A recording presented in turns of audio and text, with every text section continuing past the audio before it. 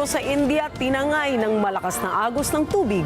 May nakaligtas kaya mula sa nasabing insidente? Atin pong alamin yan mula sa mga detalye ng balitang ibabahagi maya-maya. Magandang gabi, ako po si Ricky Mathay. Ako si Nina Richie Alagaw Flores, ito ang mata ng Agila International. Para naman sa mga headlines ngayong araw ng Martes. Non-permanent seat ng Pilipinas sa United Nations Security Council isusulong sa United Nations General Assembly. 17 mga lalawigan nakataas na sa signal number 1 dahil sa bagyong MIRASOL. Taiwan naglabas ng bagong Civilian Defense Guide. US President Donald Trump kakasuhan ng New York Times. At mga Blooms, super excited! Bini nakabilang sa Coachella 2026.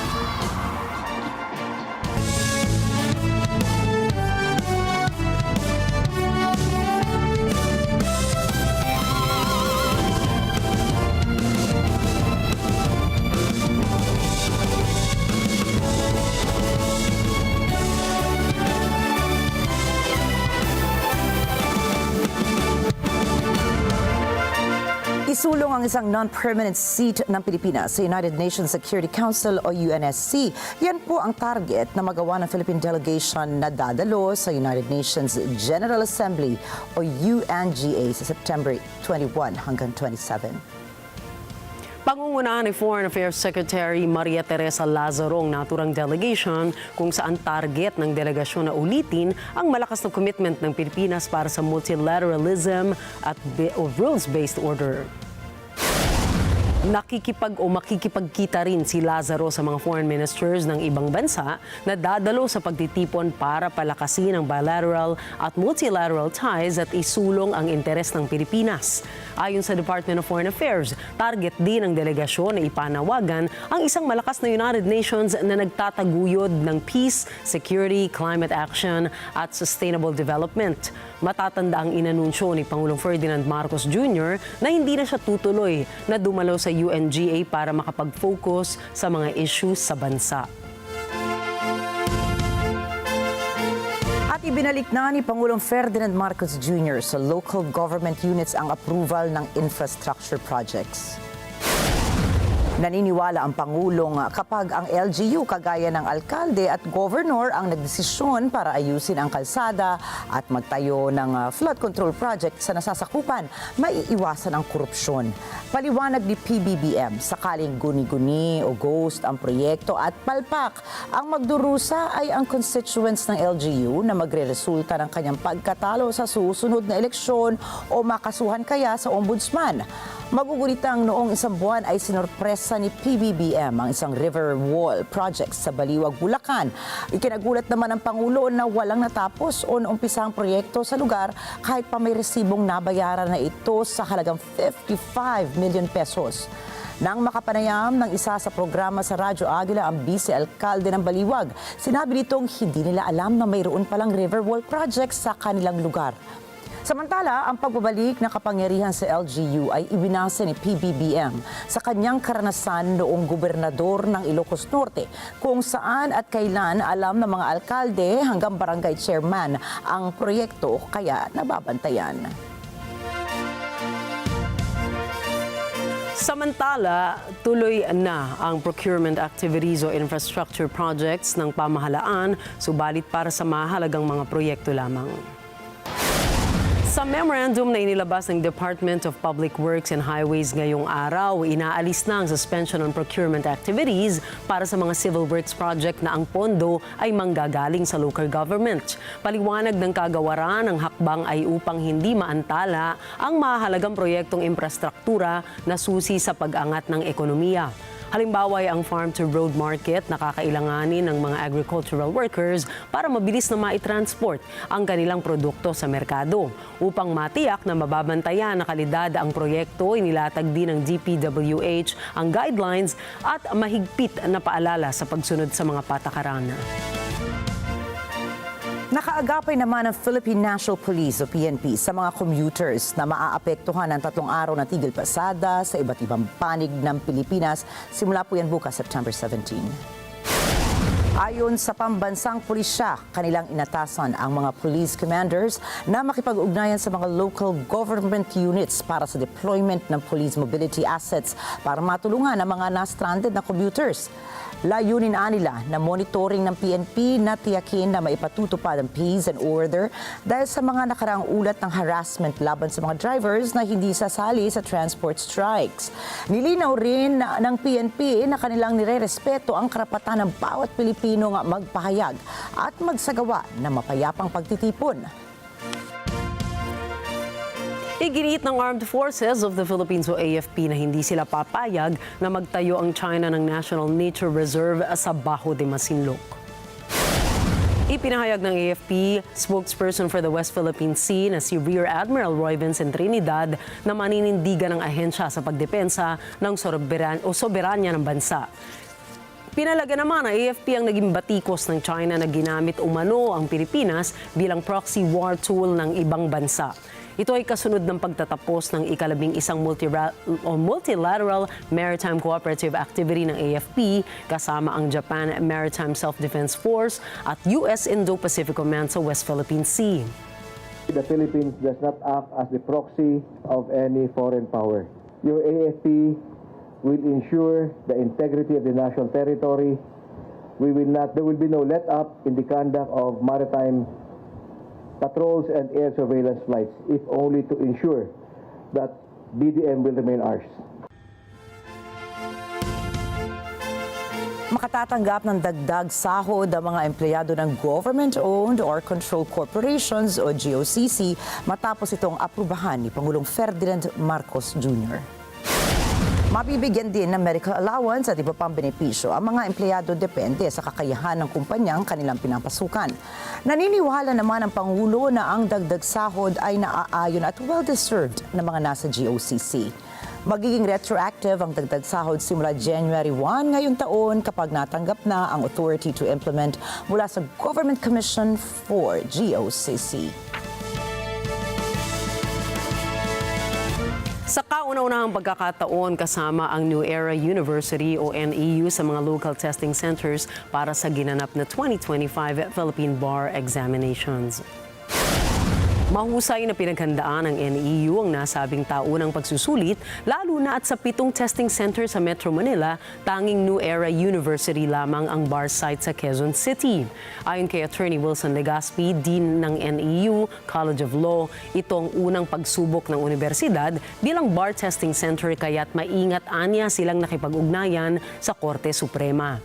Mas inayos at mas pinaganda rin anya ng NEU ang mga pasilidad nito para sa mga bar takers.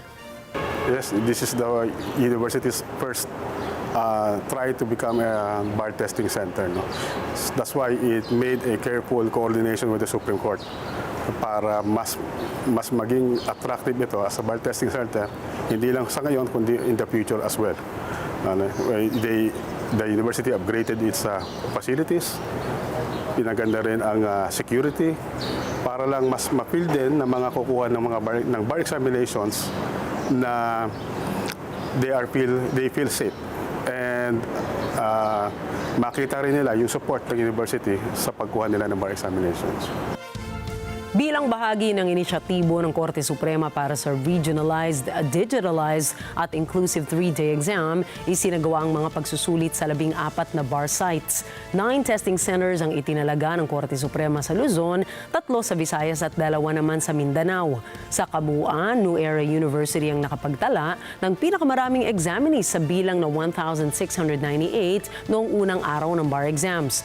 Gayunman, matagumpay na napaghandaan ng NEU ang dami ng mga bar takers na kumuha sa site nito. Nabalitaan ko na ang New Era, pinakamarami yung mga nag-take na barista dito.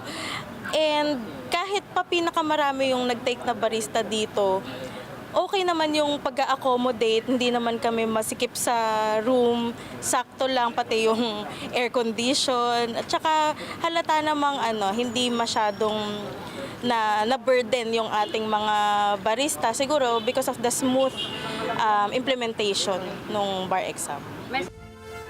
Hindi lamang ang pagiging local testing center ang pinaghandaan ng NEU. Sa katunayan, mabusisi ring pinag-aralan ng mga miyembro ng NEU bar operations ang mga ipinamahagi nilang review materials sa mga barista. So meron po kaming research team.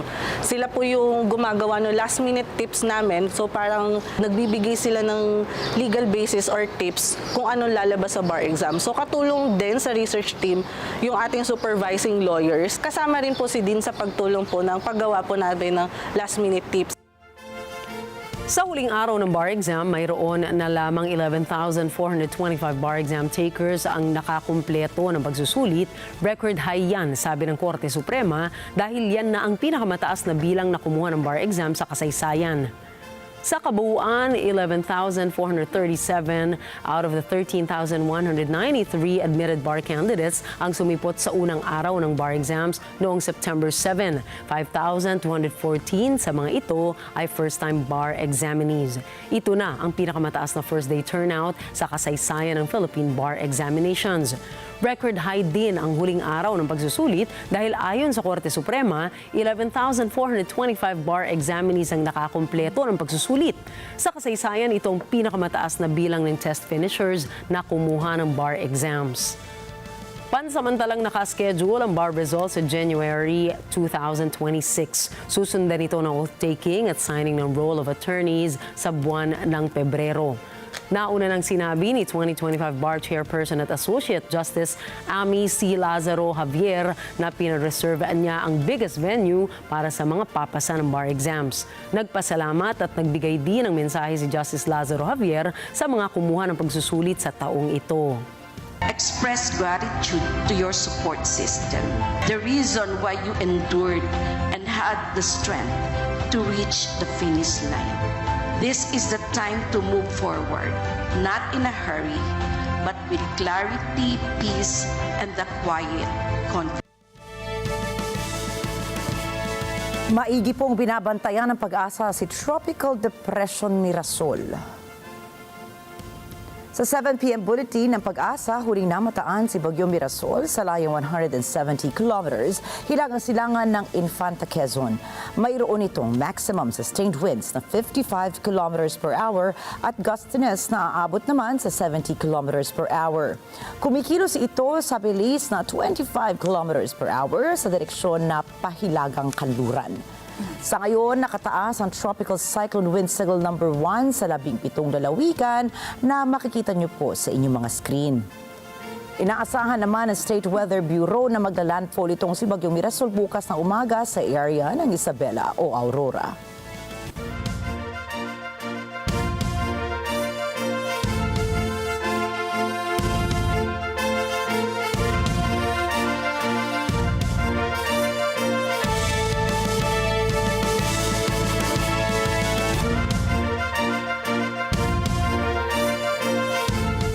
Kasunod ng mga balitang may mga hakbang na ginagawa ang ilan sa Kongreso upang palitan sa pwesto si House Speaker Martin Romualdez, gatong ni Vice President Sara Duterte, dapat lang. Katwiran ng bise, dapat palitan si Romualdez dahil sa issue ng korupsyon sa national budget. Dapat lang. Dapat lang talaga. Dahil nakita nyo naman yung budget 2023, 24, 25. Malamang agawan na naman yan ng budget sa 2026. At lahat yung mga past budgets natin, nakita natin na it was under the leadership of Speaker Martin Romualdez. Nilinaw naman ang bise na wala siyang sinusuportahang kongresista na papalit kay Romualdez dahil masyado anya silang abala sa Office of the Vice President para isipin pa ang mga nangyayari sa Kamara. Samantala, pagkatapos suspendihin ng Kamara ang plenary session nito ngayong hapon, may lumalabas na ulat na nakipagkita umano si Romualdez at House Majority Leader Sandro Marcos kay Pangulong Ferdinand Marcos Jr. sa Malacanang. Sa report na kumakalat sa Kamara, pinag-iisipan umano kung mananatili sa pwesto si Romualdez o magli-leave of absence o tuluyang magre-resign ito bilang House Speaker. Susunod, Taiwan naglabas ng bagong Civilian Defense Guide. Ground operation sa Gaza, sinimulan na ng Israel. At US President Donald Trump kakasuhan ang New York Times. Yan at iba pang mga balita sa pagbabalik ng Mata ng Agila International.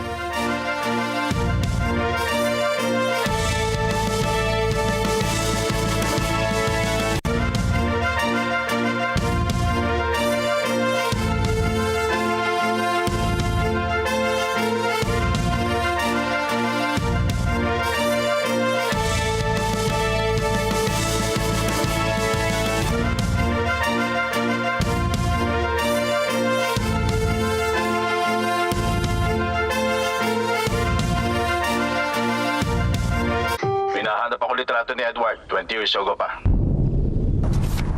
Sa pag-iimbestiga ni Chico sa nakaraan, kailangan kong mahanap ang katotohanan kung ano talaga ang nangyari.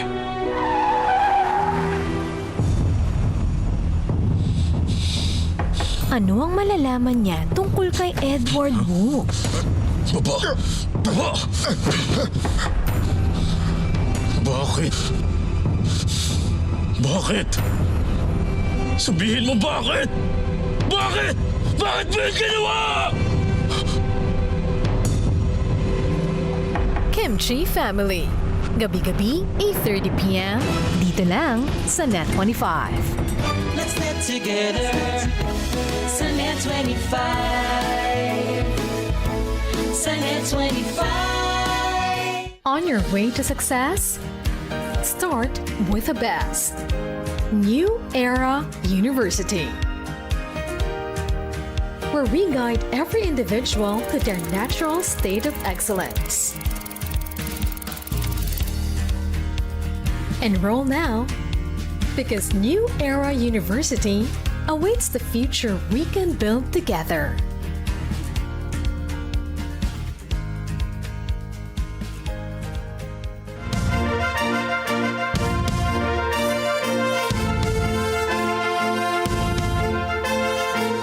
Naglabas ang Taiwan ng bagong edisyon ng kanilang Civil Defense Handbook. 为什么平时我们就要公告这本手册？不是要制造恐慌，而是要告诉民众，平时就要做好准备，当危机来临才不会不知所措。越有准备就越安全。 Nilinaw ng Taiwanese government na hindi ito ginawa para magdulot ng takot, kundi para ihanda ang mga mamamayan sa mga emergencies kabilang na ang posibilidad ng pag-atake ng China. Ito na ang ikatlong edisyon ng handbook mula pa noong taong 2022.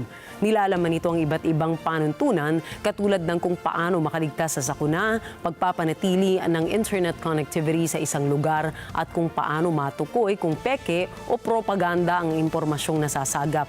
Layunin ng handbook na imulat ang kanilang mamamayan sa harap ng estratehiya ng China na madalas na piliti ng mga kaalyado nito na baguhin ang impormasyon at sitwasyon upang maging pabor sa kanila.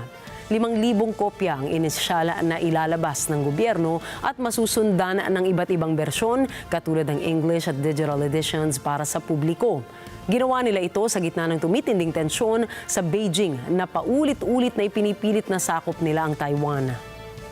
如果说中共武力犯台，那当民众去看到这个军人的时候，有可能因为距离，有可能因为环境，因为背景，甚至也有可能敌军着我军的服装，企图混淆。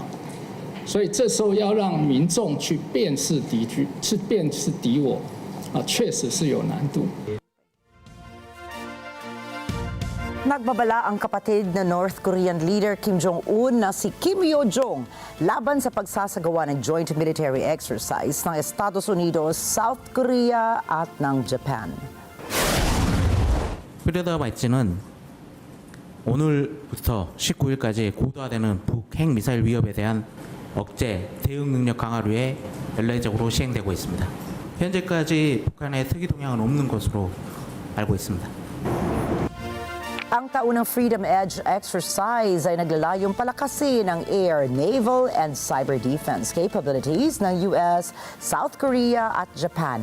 Bukod dito, inaasahang magsasagawa rin ang Seoul at Washington ng Iron Mace tabletop exercises sa susunod na linggo, kung saan naman pag-uusapan ang integration ng kanilang conventional and nuclear capabilities laban sa Pyongyang.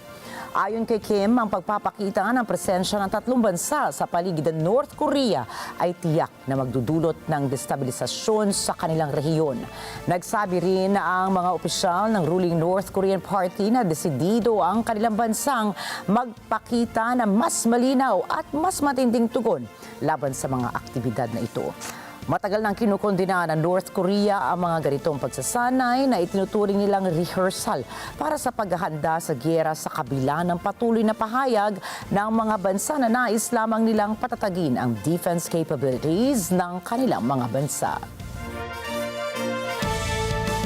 Hindi mabubuwag. Ganyan ilarawan ng mga lider ng Gulf states ang seguridad ng kanilang mga estado. Ito ay sa pagkatapos ng kanilang Emergency Arabic Islamic Summit matapos atakihin ng Israel ang Hamas sa Doha. Si Yolanda Aspiras para sa balita. Pakikiisa sa Qatar. Ito ang binigyang diin ng Gulf States leaders matapos atakihin ng Israel ang anilay mga pinuno ng Hamas na nasa Qatar. Nagkaisa sa Doha Emergency Conference sina Qatari Foreign Ministry spokesperson Majid Al-Ansari, GCC Secretary General Jassim Mohammed Al-Budawi, Arab League Assistant Secretary General Hossam Zaki, at OIC Assistant Secretary General for Political Affairs Youssef bin Mohammed Al-Dubai. Inanunsyo ng mga leader na magpupulong sa Doha ang Joint Defense Body ng Gulf Cooperation Council. Nais nilang paganahin ang Joint Defense Mechanism ng samahan. Iginiit ng mga leader na hindi mabubuwag ang kanilang depensa. أكد القادة أيضا على أن دول المجلس أمنها كل لا يتجزأ وأن أي اعتداء على أي دولة عضو هو اعتداء على الجميع وتسخير كافة إمكانيات دول المجلس لدعم دولة قطر وحماية أمنها وسيادتها. Naunang nagbanta si Israeli Prime Minister Benjamin Netanyahu na aatakihin ito ang mga leader ng Hamas saan man sila naroroon. Nananawagan naman ang Gulf states na dapat umaksyon na ang US at pigilan ang ganitong mga aksyon ng Israel. We also expect our strategic partners in the United States to use their influence on Israel in order for it to stop this behavior. We really do expect that. They have leverage and influence on Israel, and it's about time that this leverage and influence to be used. Yolanda Aspiras para sa mata ng Agila International.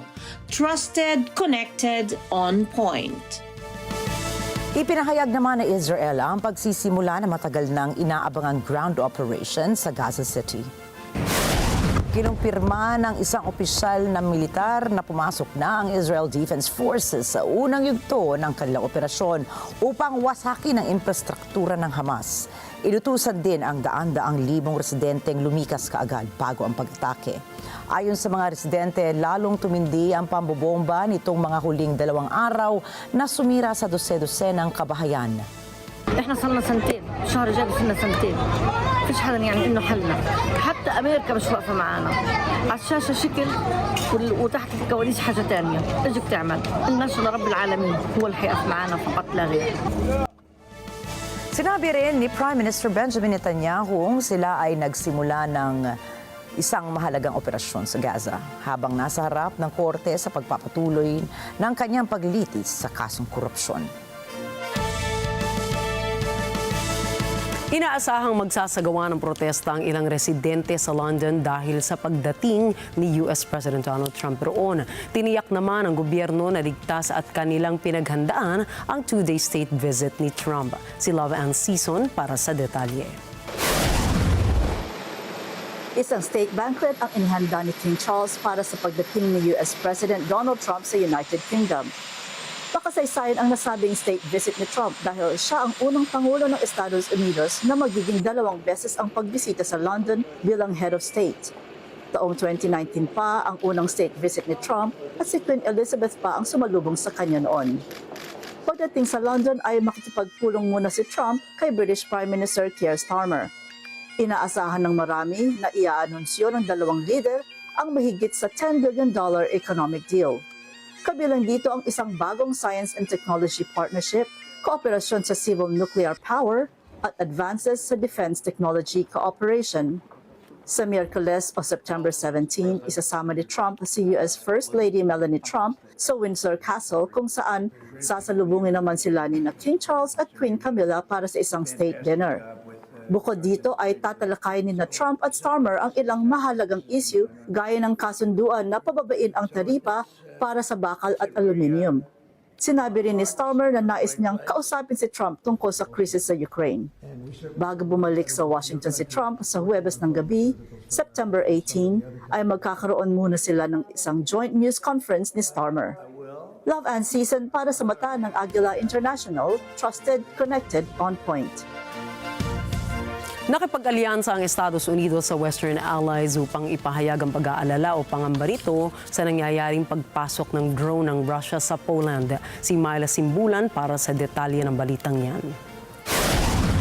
Sa isang joint statement, inakusahan ng Moscow na ang ginawa nitong drone incursion ay paglabag sa international law at sa UN Charter. Sa binasang statement ni Poland Secretary of State na si Marcin Bosacki, nakasaad na dapat nang itigil ng Russia ang gyera nito sa Ukraine.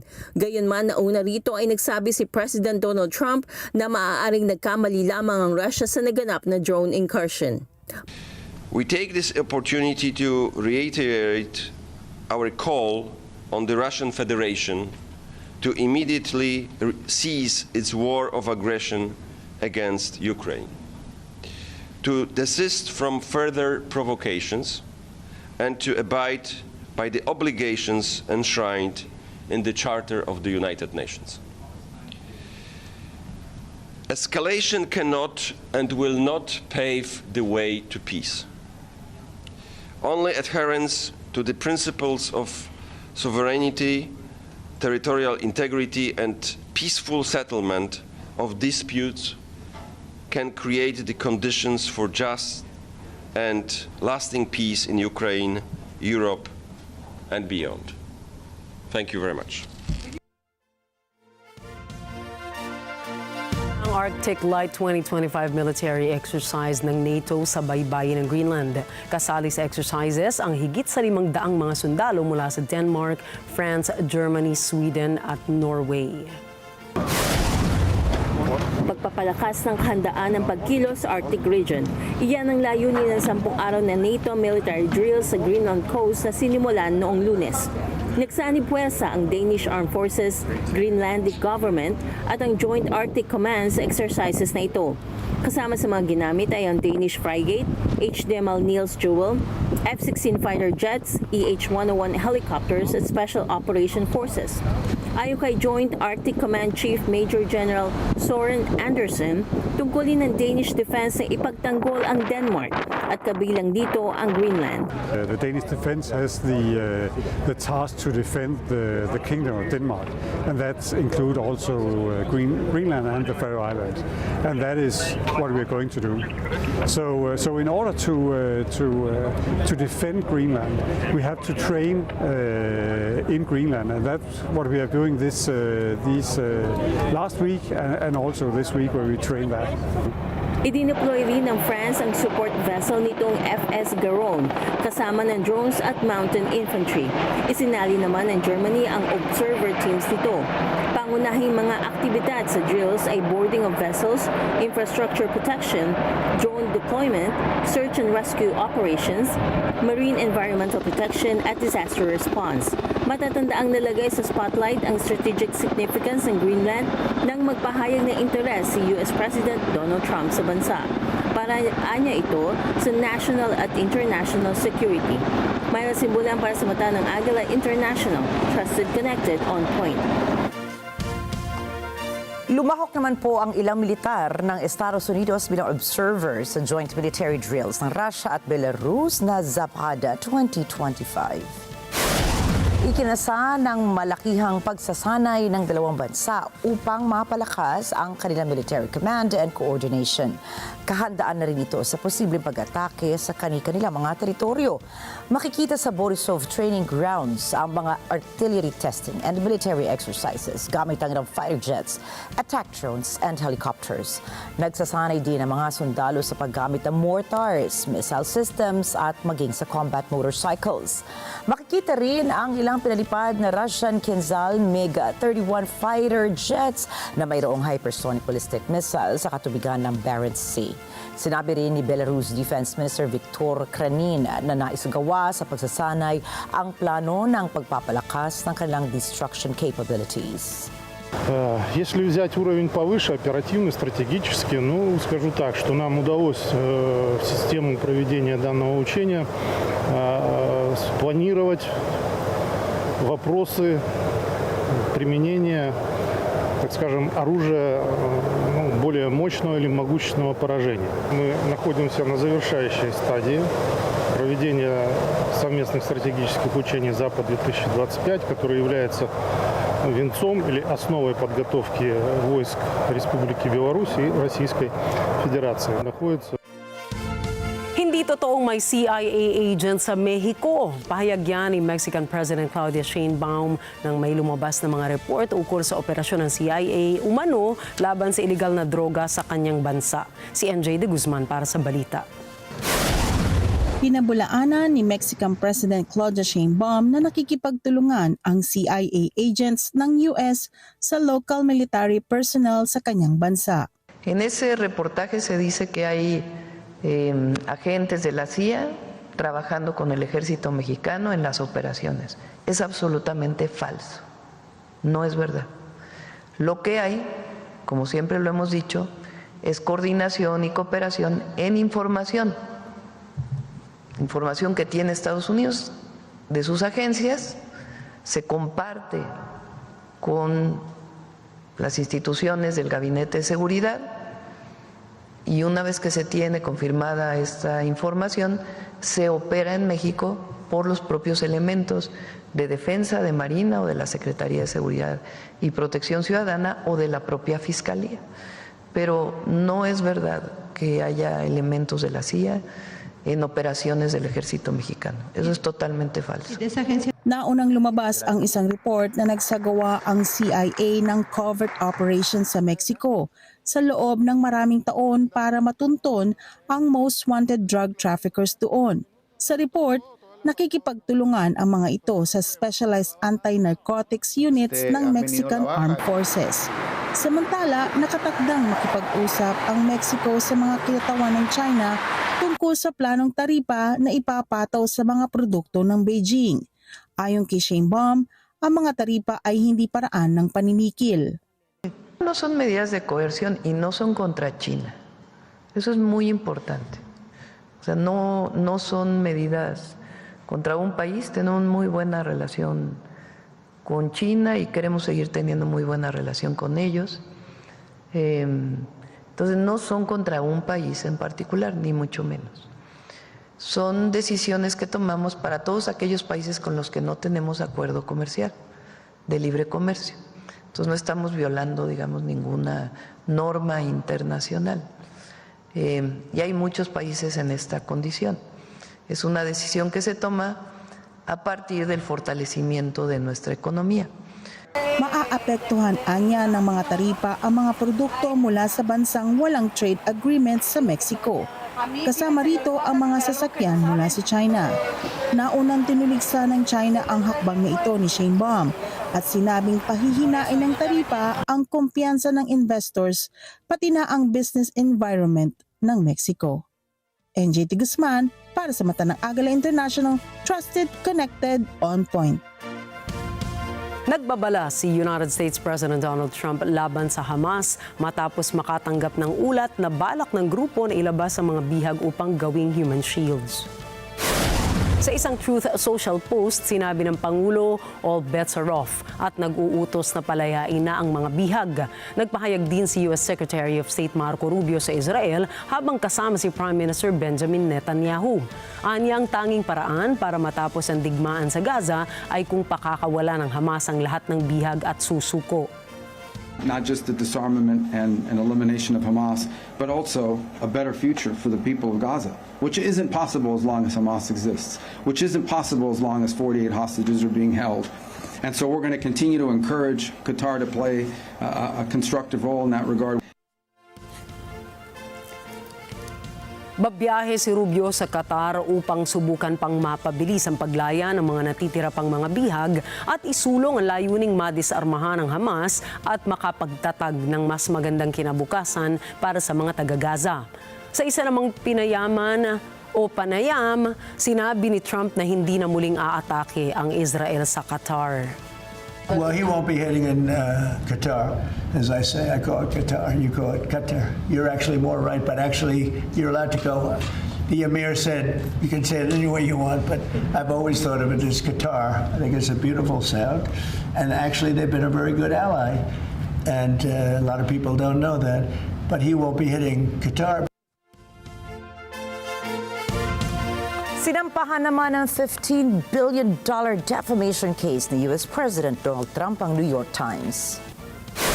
Ayon sa dokumento na isinumite sa Florida Court, kakasuhan ang naturang pahayagan, 4 reporters nito at ang publisher nito na Penguin Random House para sa paglimbag ng isang serye ng editorial na nagsasabing hindi karapat-dapat si Trump na humawak sa posisyon sa gobyerno.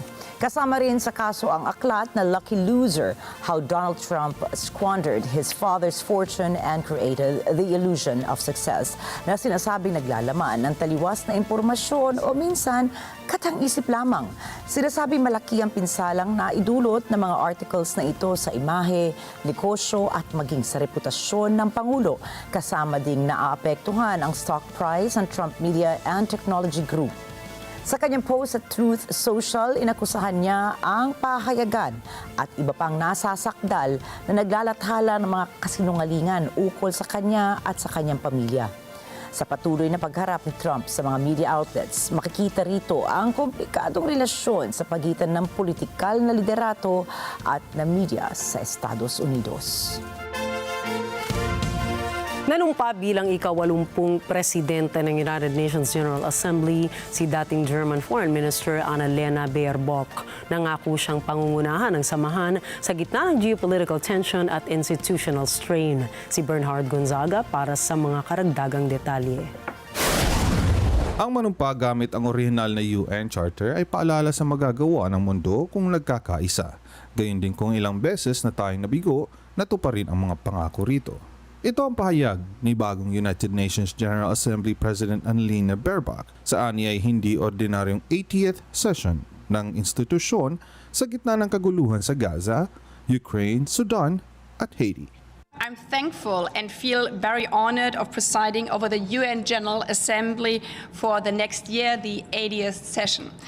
Being sworn in on the original UN Charter reminds us what the world can achieve together. But looking from Gaza to Ukraine and to Sudan, Haiti reminds us as well how many times we have failed to deliver on its promises on peace and security, human rights and justice, and sustainability. We currently stand at a crossroad. The UN is under pressure financially and politically. This is why the 80th session is no ordinary session. Nagbabala ang bagong Pangulo sa mga isyong kinaharap ng institusyon. Aniya, kailangan patunayan ng samahan ang kahalagahan nito sa 8 bilyong tao sa mundo. Our job, 80 years after the UN's creation, back then also in a world with divide, is to keep our United Nations alive, to strengthen it, and to make the UN fit for the 21st century. Our job in this 80th session is to show 8 billion people why this organization still matters. Will that be easy? definitely not. But I'm convinced we need the United Nations more than ever. Tungkol naman sa Middle East, nananawagan si Baerbock sa lahat ng partido na gumagamit ng maximum restraint. Hinimok nito ang Israel na pangalagaan nito ang kalagayan ng mga sibilyan sa Gaza, habang idiniin naman sa Hamas na palayain ang lahat ng hostages nito.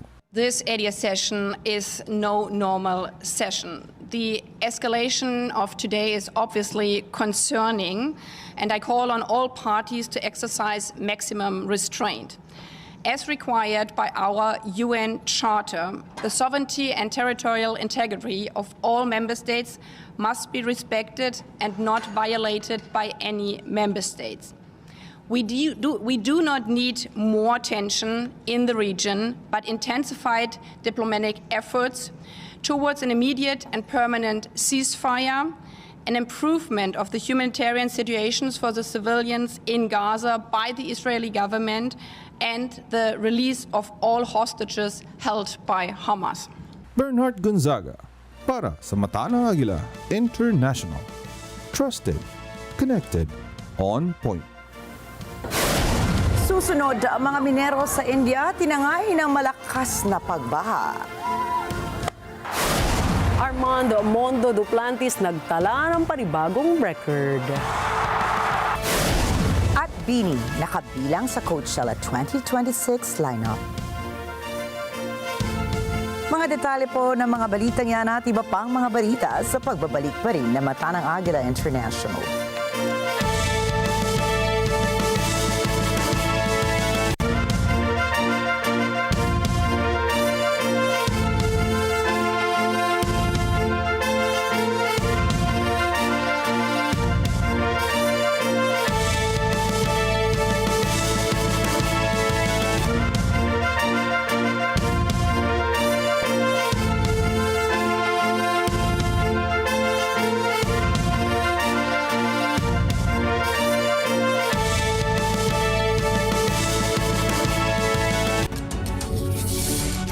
When a story starts with faith, it can only grow further and stronger. As time passes by, we learn about your story. In an institution of exceptional healthcare, with genuine Christian compassion, we care about you. With a safe, secured, and sanitized environment, accompanied by a team of trusted healthcare professionals, we're built this way to serve you better. By providing affordable health services to general population, we want what's best for you. Because at New Era General Hospital, everyone matters.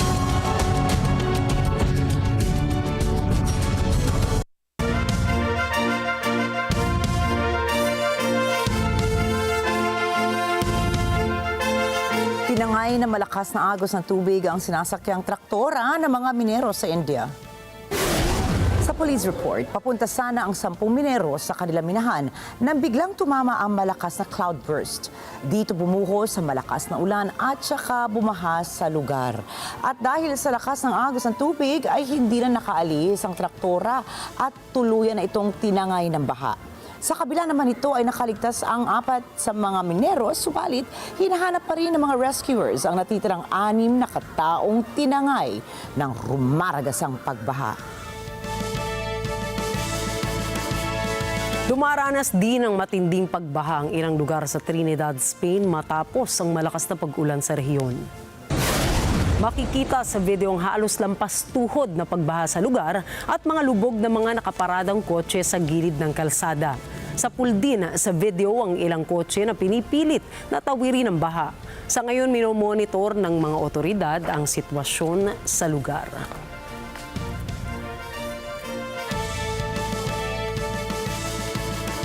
Magkakasalungat ang mga opinyon ng Ghanaians tungkol sa pagtanggap ng kanilang pamahalaan sa West African deportees mula sa US. Si Jessica Bautista Valerio para sa balita. Hati ang naging reaksyon ng mga taga-Ghana sa desisyon ni President John Dramani Mahama na tanggapin sa bansa ang West African deportees mula sa US. Para sa ilan, patunay ito sa Pan-African solidarity.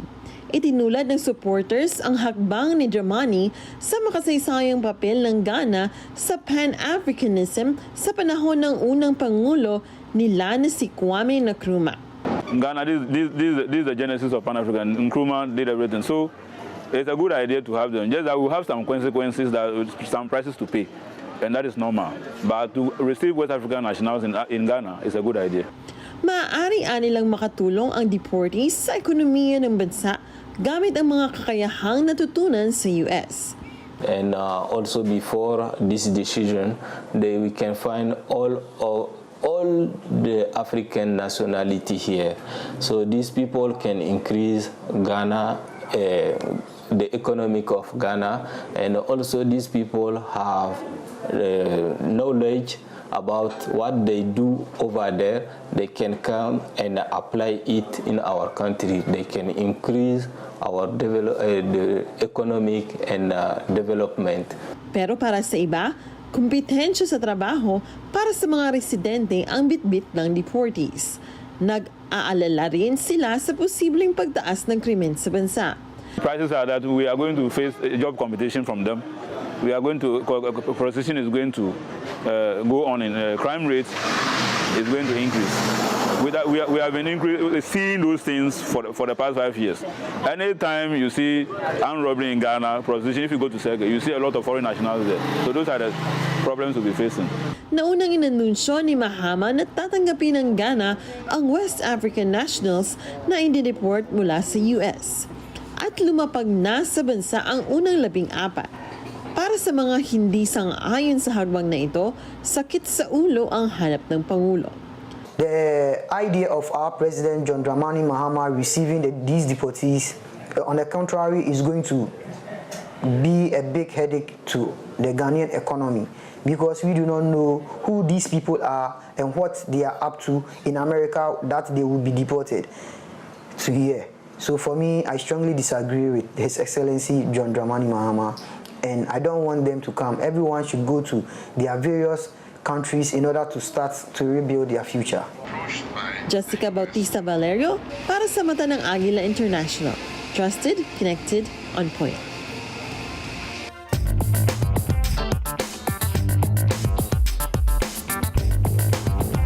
May framework deal na ang US at China ukol sa short video app na TikTok. Bahagi po ito ng mas malawak na mga pag-uusap ukol sa taripa at economic policy na nagtapos sa Madrid, Spain noong Lunes. Anjo Milano para sa balitang yan.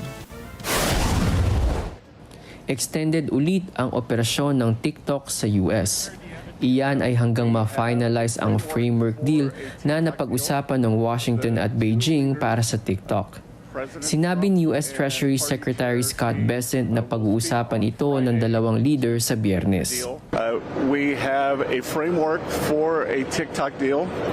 The two leaders, President Trump and Party Chair Xi, will speak on Friday to complete the deal, but we do have a framework for a deal with TikTok. Sinabi naman ni Trade Representative Jameson Greer, pangunahin sa mga kondisyon sa kasunduan ang national security ng US. Very focused on TikTok and making sure that it was a deal that is fair for the Chinese and completely respects U.S. national security concerns. And that's the deal we reached. And of course, we want to ensure that the Chinese have a fair investment environment in the United States, but always that U.S. national security comes first. Samantala, sinabi naman ni Chinese top negotiator Li Shenggang na hindi isasang-alang-alang ng China ang paninindigan nito sa pagpasok sa anumang deal. 双方积极落实中美两国元首通话重要共识，充分发挥中美经贸磋商机制作用，在相互尊重、平等协商的基础上，就 TikTok 等双方关注的经贸问题进行了坦诚、深入、建设性的沟通。 Ayon kay Lee, ang pinagkasunduan ng dalawang bansa sa ngayon ay kooperasyon na resolbahin ang mga issue sa pagitan ng US at China.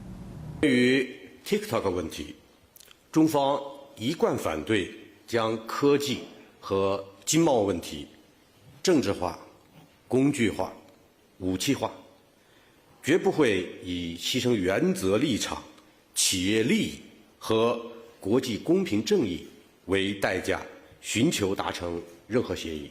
Nauna rito, nagbabala ang US na itutuloy nito na harangan ang popular na social media app kung hindi tatantanan ng China ang demands nito tungkol sa mas mababang taripa at pagluluwag ng US sa technological restrictions. Andrew Milano para sa mata ng Agila International, trusted, connected, on point.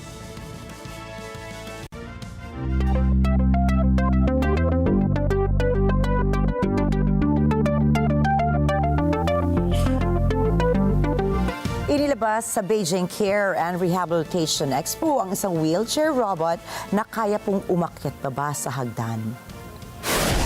Sa tulong ng 2 tracks at 4 na axles bilang pundasyon, naging posible ang gawain na ito para sa wheelchair robot. Ayon sa lokal na ulat, gumagamit ang wheelchair ng light detection and ranging or LiDAR vision and gyroscope system para automatic nitong malaman ang postura ng sakay nito at manavigate ang paligid na daraanan nito. Higit pa rito, mayroon din itong mga safety functions katulad ng danger collision and fall prevention, reverse warning, and assisted driving. Tutulungan ito ang mga taong naka-wheelchair na makapaglakbay sa ibang lugar nang walang human intervention.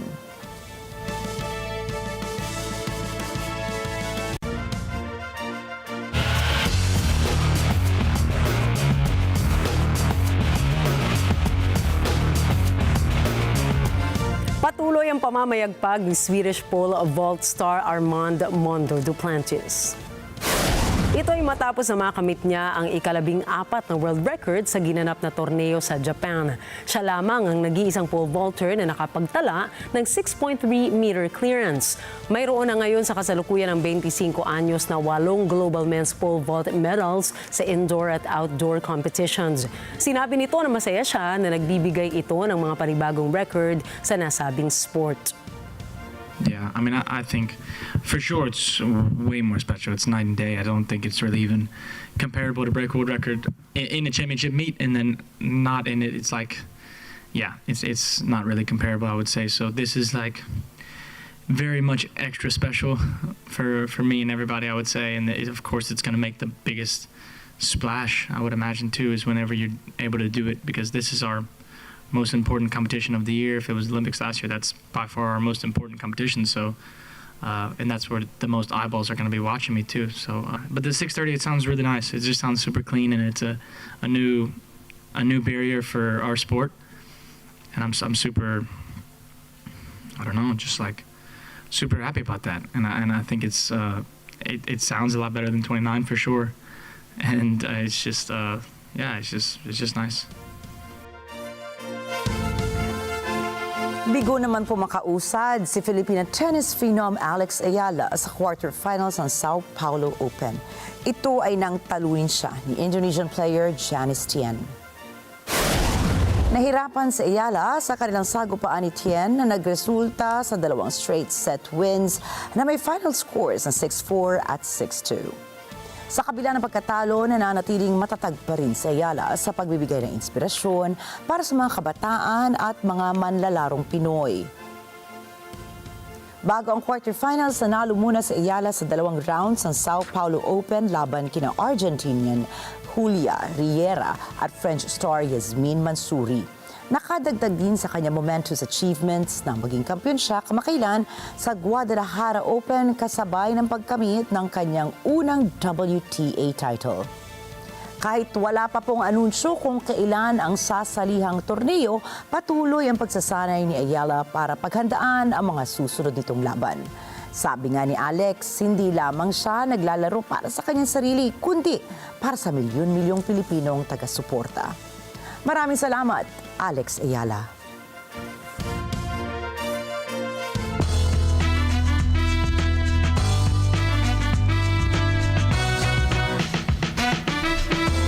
At Inanunsyo ng kilalang Coachella Music and Arts Festival na kabilang ang nation's beloved girl group na BINI sa kanilang 2026 performers lineup. Zaira Castillo para sa balita.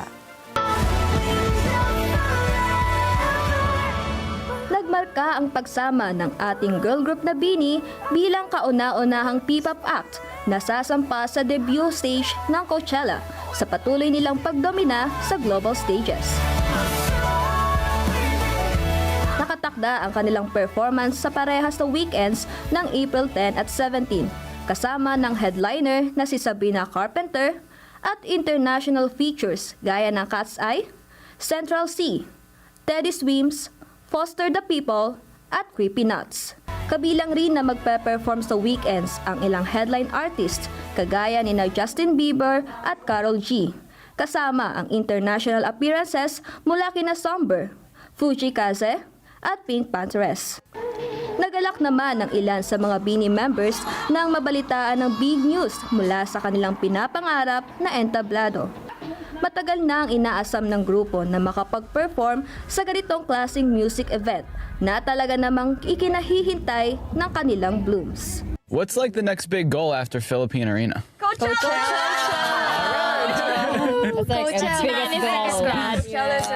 Oh, also Coachella. You know, if you're gonna dream big as you can. So, Coachella! Huwag rin nating kakalimutan ang gaganapin na Binified Year-End Party ng Nation's Icons sa November 29 sa Philippine Arena. Hindi man karera ang buhay, humabol na sa pag-avail ng inyong tickets upang mag-blink twice sa kanilang blooming performances na talagang maglalagay ng cherry on top sa pagtatapos ng taon. Zaira Castillo para sa mata ng Agila International. Trusted, connected, on point. At narito po kami para maghatid ng balita saan mang dako ng mundo. Magandang gabi, ako po muli si Ricky Mathay. Ako si Nina Richie Alagaw Flores. Ito po ang mata ng Agila International, Trusted, Connected, on Point.